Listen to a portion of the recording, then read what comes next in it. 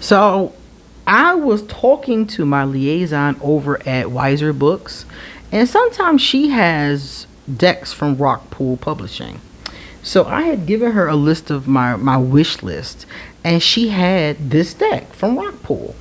And I was like, oh, that's one. I've been wanting to look at this and have it and love it, and love it and kiss it and hold it for a long time.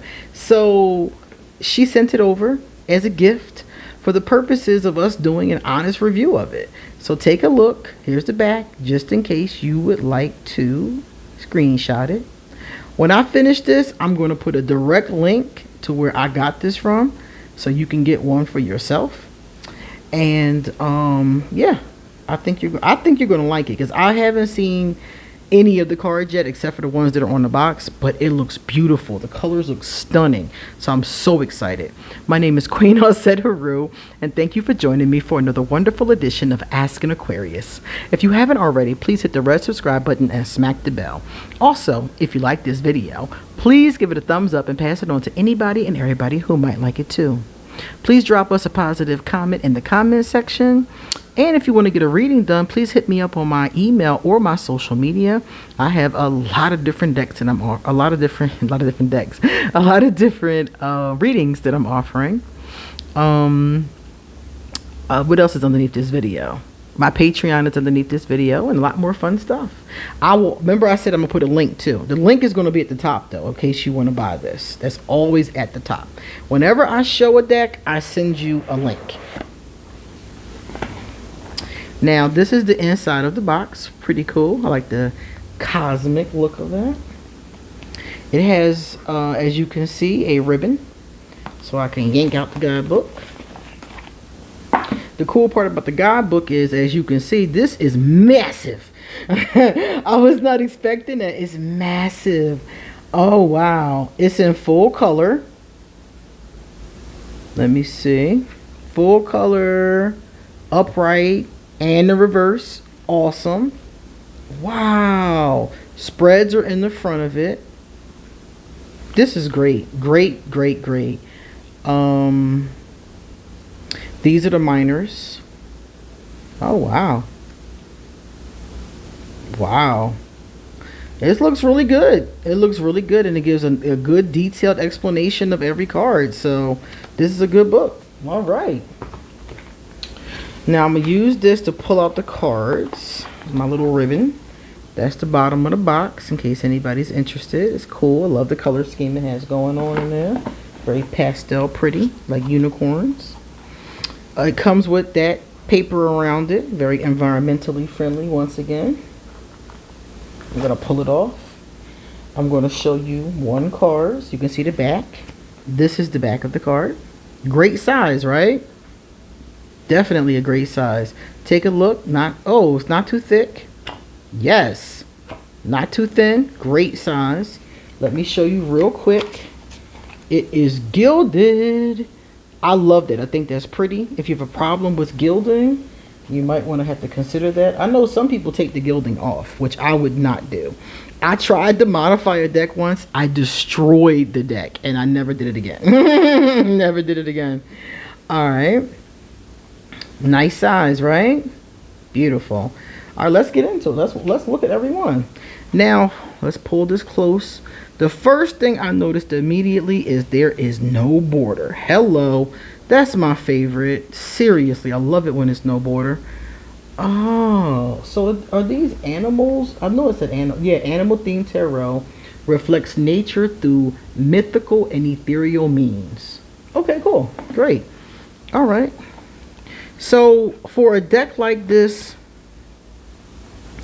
if you are someone who is brand new to tarot, this is going to be a bit of a challenge. I don't think it will be too hard, because you know that guidebook is really going in, and some of these are close. Like this High Priestess here looks pretty much like the High Priestess. The crescent moon, the pillars, the pomegranates hanging from the background, it's pretty much the same. But of course we're using animals here. So if you're somebody who's a beginner and you're used to the Rider-Waite Smith, certain ones of these are very close to it, so I think you'd be fine. but other ones are very different, so it may pose a little bit of a challenge. But I love the fact that there are no borders. I'm applauding that.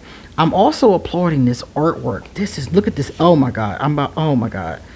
Oh, my heart runneth over. I love elephants, and this is a beautiful, stunning portrayal. The colors are beautiful. The artwork is amazing. It's kind of matty, so it's not too glossy. It feels nice in the hands. I love it. It's beautiful. I love the darkness of, like, the dark color of it has a very dark tone to it. The lovers, look at the lovers. I love the art. This is really nice. It's stunning. I knew that. That's why I put it on my wish list, because the couple cards I saw were just like, ooh, that's magnificent. So I was 100% correct about that. This should be an easy one to use as well. As far as shuffling is concerned, it should be very easy to utilize it. Now, it really, I think, depends on your relationship with animals. I don't have a big relationship with animals, but I like the way that they look, especially in art. I don't mess with them too much in the wild, though. I'm scared of them in the wild because, you know, people have harmed them, so they might snap on me. But I do like them in art, and I think that they're beautiful. So it depends on what your relationship is. I've had people tell me that they prefer decks with animals, and then other people tell me they can't read them. They can't get anything from them.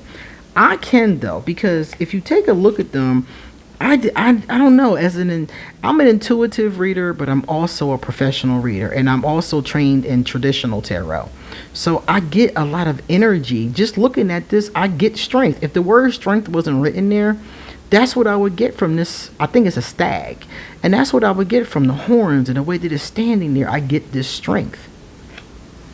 So I still get that energy even if it's not a human, but not everybody sees that or is able to work with that.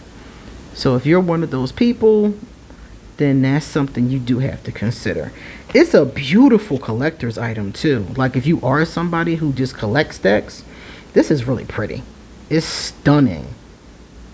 The colors, the way that they come together, it feels like nature, but it feels cosmic at the same time. They said mythical and ethereal. I definitely pick up on that, because it's like, yeah, it's nature, but then you see all of that other aspect to it, and all the symbolisms. Some of these symbolisms I've seen in other decks, like representing different things, like fire. This is right here, the protection symbol. So I've seen a lot of these. So there's a lot of symbolism here too. And the thing about it is that, you know, you would have to read the guidebook to see why certain animals were chosen, because like they probably embody in some type of way the energy of that card. Like this is the star. The star is one of my favorite cards. Y'all know that. The star represents the Aquarius, and I'm Aquarius. So this card, you see the star right at the bottom here, but you also see what looks like, I think that's a starfish. So the beauty of the fish itself, and the fact that it's a starfish, you know, that is really beautiful. The moon. I often have seen stories from Asia about the moon and this rabbit and this goddess. I don't remember the story, but that's what this picture reminds me of. I just remember seeing a depiction of this beautiful goddess, and she was on the moon, and she was holding this pretty rabbit, and there's some type of story or mythology that goes along with it. So that instantly reminded me of that. Aren't these colors breathtaking? Now the sun is interesting because all the other ones are dark, but the sun is that brilliant, this orange and yellow, and I love that because that's how the sun is depicted, as brilliant, radiant. And that's what the card talks about: radiance, brilliance, happiness. And then we're right back to the dark. See, I like that. That was an excellent choice. This reminds me of Pisces, the fishes. I love this. This is awesome, man. This is really awesome. I love it. And it's different than the other animal decks I have. I think the darkness is different. I like the font they use too. This is a pretty font. It's not in the way, you know, it's at the bottom.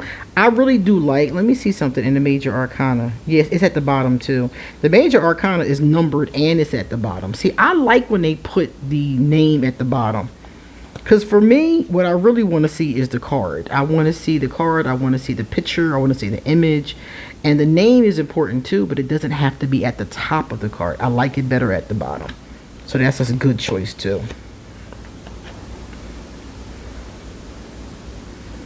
Beautiful. Oh, check out this peacock. I love a peacock moment. Beautiful.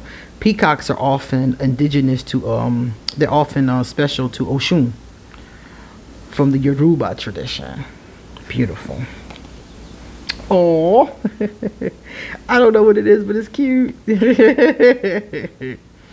And see, I don't know my animals, so I'm gonna need the guidebook. I'm definitely gonna need the guidebook to tell me what the animal is and why it was chosen whenever possible. So when we finish with this, I'm gonna pull one and see, does it give us that? Because I'm gonna need that.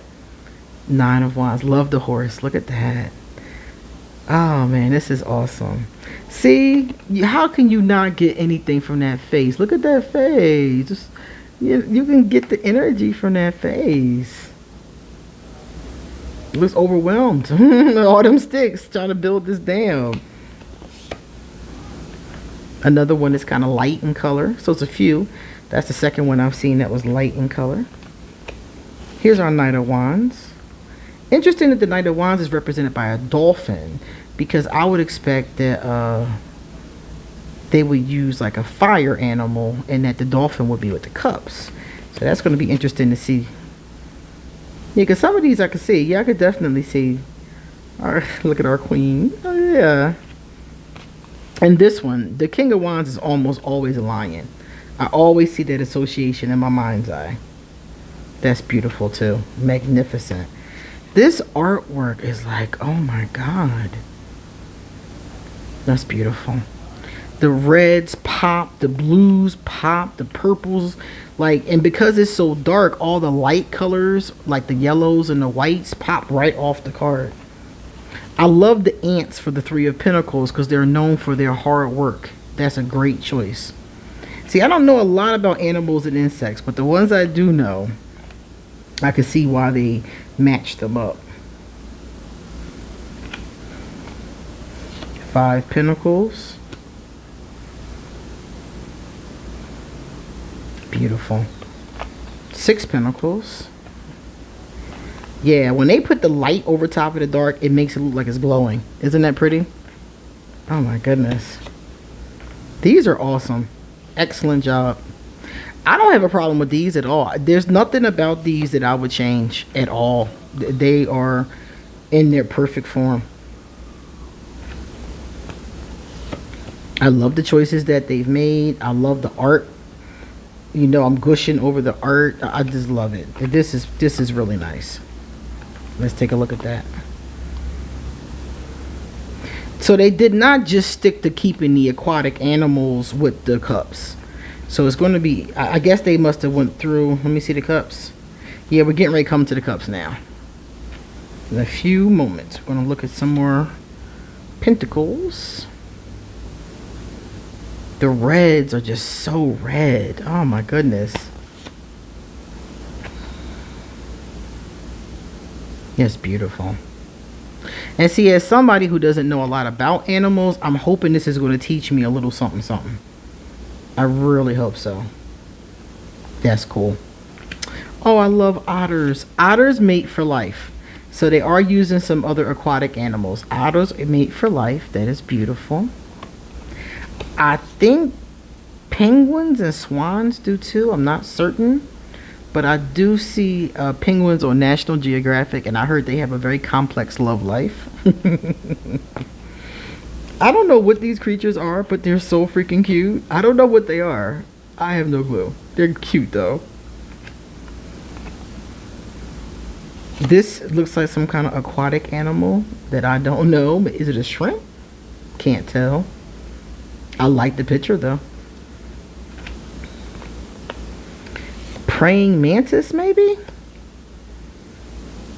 If you guys know these, shout them out in the comment section. Because I'm like, I don't know my animals. I got to go back to kindergarten. That's pretty. I like the way it has a flower crown on. Yeah, so they do use a lot of aquatic animals in this suit, but not all. So that's cool. They switched it up. That's cool. 8 of Cups. That is beautiful again. Oh, look at the puppy. I was telling my friend the other day that if I had a dog, I would get a Shar-Pei. I think they're so cute. And this looks like a poodle. That is so cute. Maybe this is a fox? I don't know. I don't know. It's cute though. Oh, these are beautiful. I'm definitely going to use these. And you know, I have another deck of animals. It's called the Spirit Song Tarot. And I do love that deck. It's one of my favorites. But the thing that keeps me from using it more often is that the cards are humongous. I like the size of these. These are a great size for my hands. That is beautiful. Look at that bird. That is awesome. It looks like a phoenix. I wonder if it's a phoenix. Now this isn't an animal. Yes, it is. It's a snail. Okay, the Queen of Cups is a snail. Okay. I like how they stepped away from using the same animals we see representing over and over again. That was a good choice too. Oh, look at our flamingo. That's what that is. Beautiful. Yeah, they didn't do the same thing over and over again. Like, I've seen other animals in other decks, and they seem to kind of stick to the same ones, representing the same cards, and they didn't do that here. So that was a good choice, too, because it gives us an opportunity to see more. Oh, look at that fish. It's like every illustration they did, they really went in. Yeah, it gives us a chance to see different animals represented in different places. Now here's a sloth. These are representational of like chilling. In Costa Rica, the sloth is like one of the I think it's like one of the national animals. And they're known for chilling, just kind of lazing about. So that's great for the Four of Swords, because on the Four of Swords you're supposed to be resting. So the ones where we see it, I can definitely see the energy. That's beautiful too. Look at this one, Six of Swords. Like, oh, this fish getting tore up, but still moving forward. Like you've been cut up. And that reminds me of the Six of Swords, because in the Six of Swords, you're moving on to better times. So you've been through some stuff, you know, and this fish has been through it, but this fish is still standing. Much respect to this fish. Seven Swords. It's beautiful. Wow. Yeah, I definitely like these more for a seasoned reader. I do. I like them more for a seasoned reader or an intuitive reader. I'm not saying that a beginner can't read these, but it would be a wonderful challenge. And when I first started reading, I didn't like challenges at first. At first, I wanted easy cards. I wanted easy cards. I wanted easy reads, just so I can get everything down pat. And then after a few years, I would say like a couple years of just studying or so, 3 years, 2 years, whatever, however long you choose to put into it, then I think things like this are good. Challenges are good. Because after you finish, after you know every card by heart, what it means, you know, upright, reverse, however you're going to learn them, I think it's good to start to challenge yourself with things that give different paradigms and different perspectives. And this is a very different perspective, because you don't have the traditional Rider-Waite to fall back on. See, so I like that. I like that. I think that's good for any reader. Now we're going to go backwards, right? I'm just going to pick one of my favorites, because I have a lot of favorites. So I'm just going to pick one, because we'll be here all day. And I'm going to pick one I love. And I'm going to pull up the guidebook and see what it says about it. Now, this is one of our major arcana. Here's our Emperor. Now it's very long, so I'm not going to read the entire thing unless it's short enough. Let me see. Yeah, it's long. So I'm going to give it to you guys. So if you want to screenshot and read it, you can. And I'm just going to read you guys the summary. Okay. It says upright, practicality, authority, and paternity. Reversed, inflexibility, tyranny, and stubbornness. The elephant stands firm with an unwavering stare. It doesn't fear conflict or challenge as it assesses its next move. Elephants are rich with symbolism, but they're often associated with knowledge, authority, and structure. So this is why they chose the elephant as the emperor, because the emperor is all about that, especially authority and structure, especially. So they're letting us know why the animal. So we are going to get why that animal is represented, and then we're going to get what the meaning is of the card. So that's perfect. So we get all of that. And that's what I wanted. I wanted to see if they were going to teach us something about the animal. So you're going to get a little bit about why that animal is associated with the qualities of that particular tarot card. So I think it's great. I highly recommend it. It's a 10 out of 10. I don't have any problems with this deck at all. I'm going to show you really fast before you go how it shuffles. So easy to grab in my hands. Again, no problem at all. And easy to shuffle. It's not hard to shuffle at all. I didn't even have to put much pressure on the cards for them to shuffle. I'm going to do it one more time.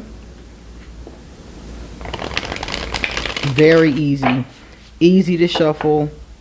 Easy to do overhand.